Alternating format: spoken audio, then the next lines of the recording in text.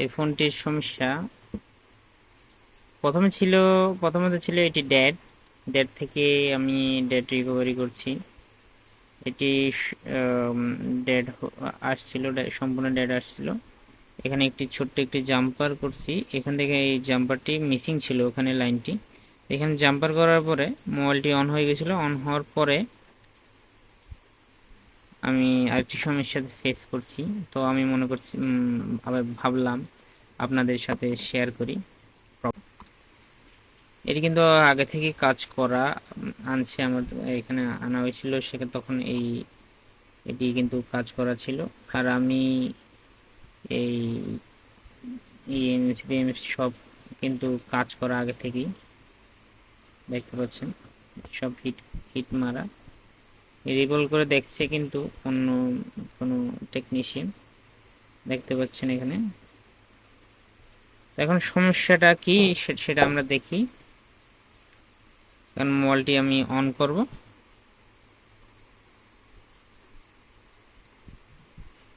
মোবাইলটি দেখতে পাচ্ছেন সম্পূর্ণ কিন্তু অন হবে। আমার কাছে যখন আসলে তখন কিন্তু ডেড ছিল। রিভলভ করে কোন এক টেকনিশিয়ান ভাইয়ের কাছে দিয়েছিল, এটা রিভলভ করে দেখছে, রিভলভ করার পরে অনেক কিছু করছে কিন্তু অন হয়নি। কাস্টমারের ভাষ্য অনুযায়ী বলতেছি। তো আমার কাছে আনছে, আমি ছোট্ট একটি প্রবলেম ভালোভাবে দেখলাম আই থেরাপির মাধ্যমে।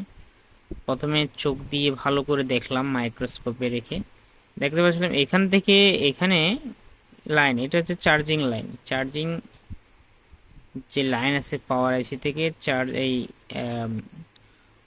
ট্রানজিস্টর বলতে পারেন, পিএনপি ট্রানজিস্টর, এই ট্রানজিস্টর থেকে এখানে লাইন মিসিং ছিল। তো আমি একটু জাম্পার করার মাধ্যমে কিন্তু ফোনটি চালু হয়েছে, দেখতে পাচ্ছেন কিন্তু ফোনটি প্রচুর পরিমাণে হিট হচ্ছে, প্রচুর পরিমাণে হিট। এই প্রবলেমটা কিন্তু অনেকে সিপিইউ রিভলভ করে কাজ করে, কিন্তু এই সিপিইউটা আগে থেকে রিভলভ হয়েছে, এই জন্য আমি সিপিইউ রিভলভ করতে যাচ্ছি না, আমি সিপিইউ চেঞ্জ করে দেব।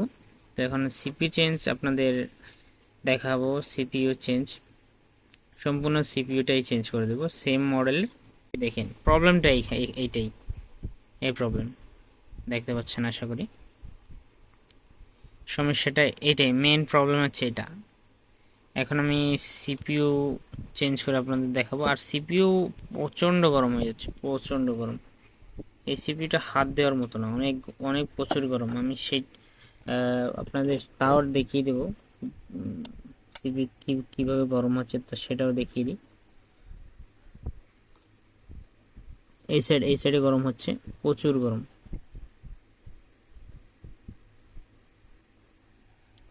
দেখতে পাচ্ছেন হালকা রেজনের ধোঁয়া দিচ্ছি আর সাথে সাথে গলে যাচ্ছে। তাহলে আমরা সিপিইউ চেঞ্জ প্রসেসটি দেখব ইনশাআল্লাহ। তাহলে বেশি কথা না বাড়িয়ে কাজটি শুরু করব।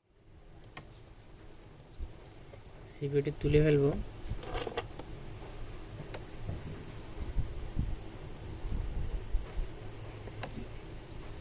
হিট দেব 340-এর মতো, এবং এয়ার থাকবে 2-এর উপরে, মানে 2.5 বলতে পারেন।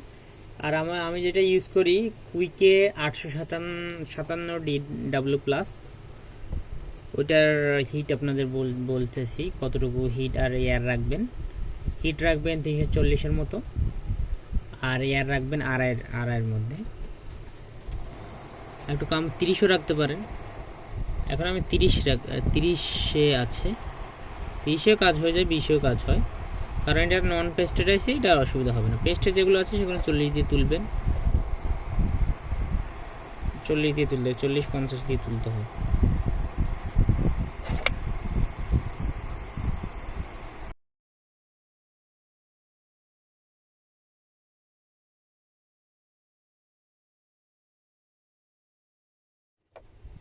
এখন এই সিপিইউটি এখানে রাখলাম, এবং আরেকটি সিপিইউ নিচ্ছি।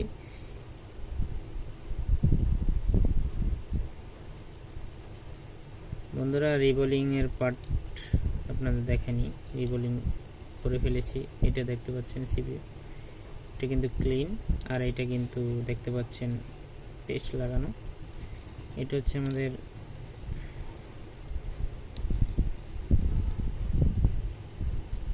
এটা লাগাবো, আর এটা হচ্ছে প্রবলেম যেটা আছে সেটা হচ্ছে এটা।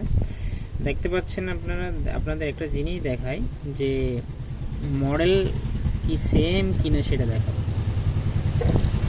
আশা করি দেখতে পাচ্ছেন 6765V, এটাও 6765V।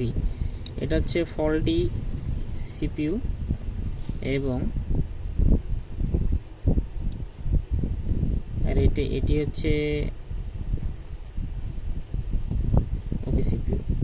এই সিপিইউটা আমরা লাগাবো, এখানে কিন্তু রিবোলিং করা আছে, জাস্ট আমরা লাগিয়ে দেবো। তো লাগানোর আগে একটু আমরা বোর্ডটা শোল্ডারিং দিয়ে ক্লিন করে নিব। নষ্ট এটা এখানে রাখি।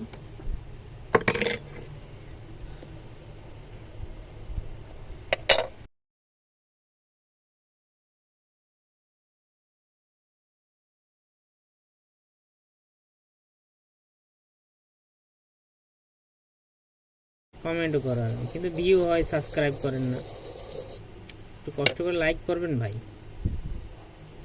লাইক করলে আপনাদের কোনো ক্ষতি হবে না, কোনো টাকা লসও হবে না, আমার কিন্তু উৎসাহটা বাড়বে। ঠিক আছে, এটা হচ্ছে সিপিইউ যেটা লাগাবো, আর এটা হচ্ছে ফল্টি সিপিইউ দেখতে পাচ্ছেন। এটা আমি এখানে রাখলাম এবং এটা আমি লাগিয়ে দেবো। এটা কিন্তু নচ পয়েন্ট মিলিয়ে লাগাতে হবে, মাথায় রাখবেন, কিন্তু নচ পয়েন্ট মিলিয়ে লাগাতে হবে। নচ পয়েন্ট এই সাইডে ছিল, এদিকে, তাহলে এখানে একটু পেস্ট দিয়ে নেবো, হালকা করে পেস্ট দিয়ে নেবো। পেস্ট দেওয়ার পরে লাগিয়ে দেবো।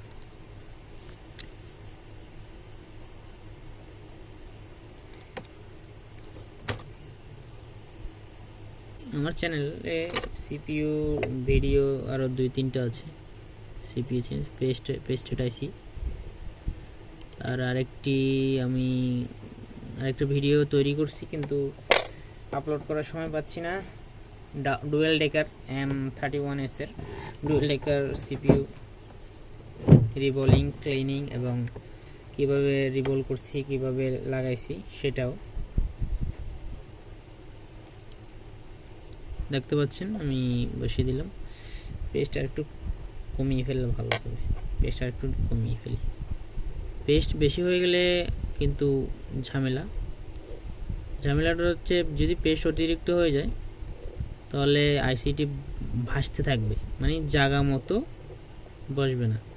এখানে পেস্ট কমিয়ে ফেললেই ভালো, পেস্ট একেবারে কমিয়ে ফেললেন, মানে দিচ্ছেন কি দেন না এমনভাবে, আর হাতে একটু এরকম ঘষা দিয়ে তারপর একটু আঠালো বানিয়ে দিতে হবে। আঠালো বানিয়ে আইসি যদি আমি বসিয়ে দিই তারপরে ওটা ধরে ফেলবে,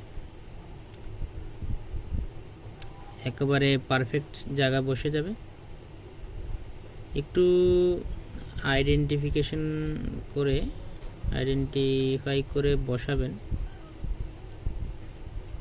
বসছে কিনা সেটা একটু দেখার চেষ্টা করুন। একটু এরকম সোজা করে এরকম করে, হ্যাঁ, আমার মনে হচ্ছে ক্লিয়ার আছে এই পাশে।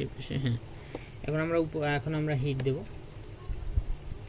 হিট দিয়ে দেখবো আইসিটি ভালোভাবে লাগানোর পরে দেখি মোলটি কি হয়।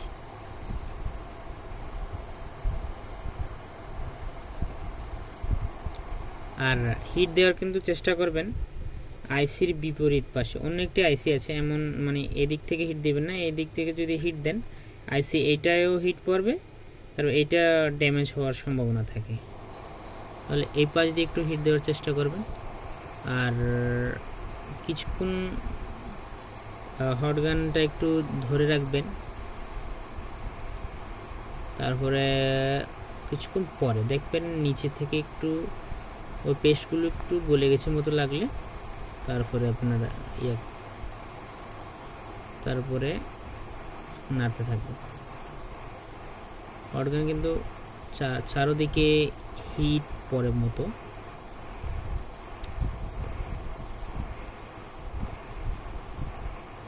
ঘুরিয়ে ঘুরিয়ে হিট দিতে হবে। যারা নতুন তাদের জন্য, আর যারা সিপিইউ রিবলিং আর সিপিইউ লাগানো উঠানো জানেন তাদের জন্য তো আর বলার দরকার নেই, তারা তো জানি। আশা করি বসে গেছে। তাহলে একটু পেস্ট দিয়ে নেব। পেস্ট দিলে বোঝা যায় যে এটি বসে গেছে সেটা। এখন একটু হিলিয়ে নেব, নাড়া দেব, হালকা একটু নাড়া দেব মাঝখানে। হ্যাঁ, বসে গেছে, দেখতে পাচ্ছেন। নাড়া দিলে যথাস্থানে চলে আসে, তার মানে এটা বসে গেছে। তাহলে একটু ঠান্ডা করবো, বোর্ডটি ঠান্ডা করার পর দেখব আমাদের মোবাইলটি রান হচ্ছে কিনা। আর এই সিপিইউটা আমি চেঞ্জ করছি, দেখতে পাচ্ছেন। এটি হচ্ছে আগের সিপিইউ,